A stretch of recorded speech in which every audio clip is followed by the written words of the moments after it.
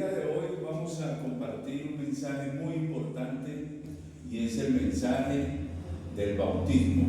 El bautismo es algo que las religiones tienen muy claro, pero quizás de una forma equivocada, porque unos dicen que hay que bautizar a las personas en el nombre del Padre, del Hijo y del Espíritu Santo, otros en el nombre de Jesús, y así sucesivamente.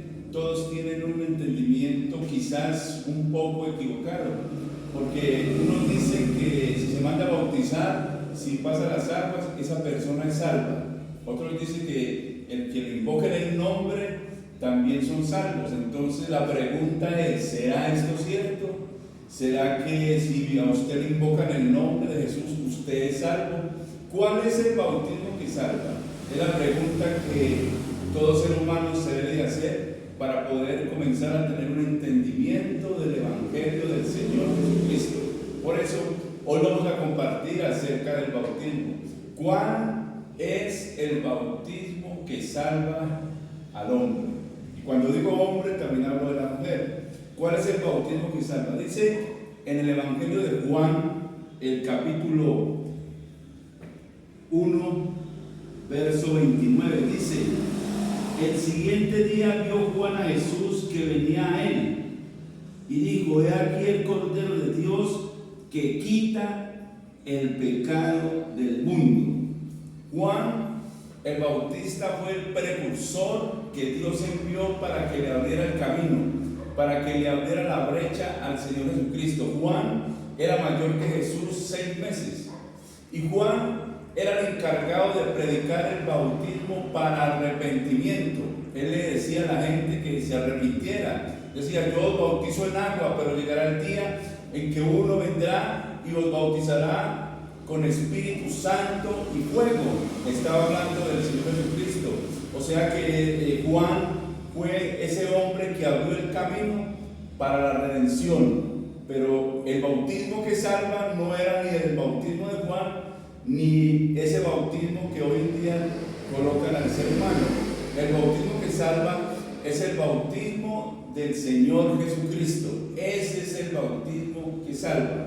Dice en Mateo capítulo 3, versículo 1.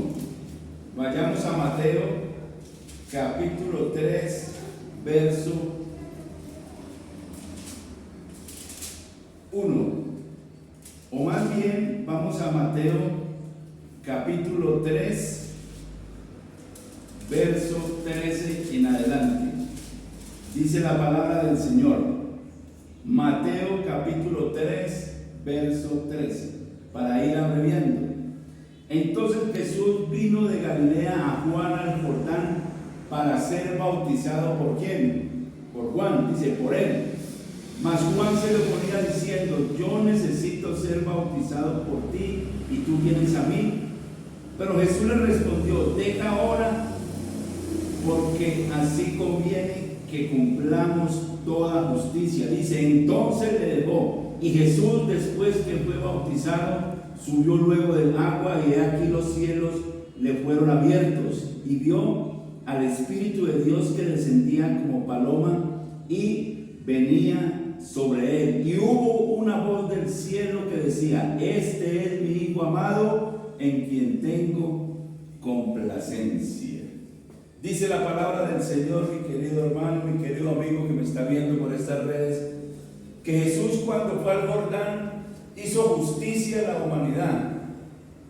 Y dice la palabra que cuando él entró a las aguas, Juan el Bautista lo vio venir y le preguntó a Jesús: ¿tú vienes a mí? Jesús les dice: deja ahora, porque así conviene que cumplamos toda justicia. Juan pensó que el que tenía que ser bautizado era él en ese momento, pero Jesús hizo justicia en el Jordán. ¿Cómo hizo Jesús justicia en el Jordán? Le hizo un juicio a la humanidad, y la humanidad quedó libre, quedamos libres del pecado. Entonces él entró en las aguas, y Juan le impuso las manos a Jesús y le transfirió todo el pecado del mundo a Jesús. ¿Por qué lo transfirió? ¿Por qué le impuso las manos? Porque así era como se hacía en el Antiguo Testamento. Dice la palabra en Levíticos 16: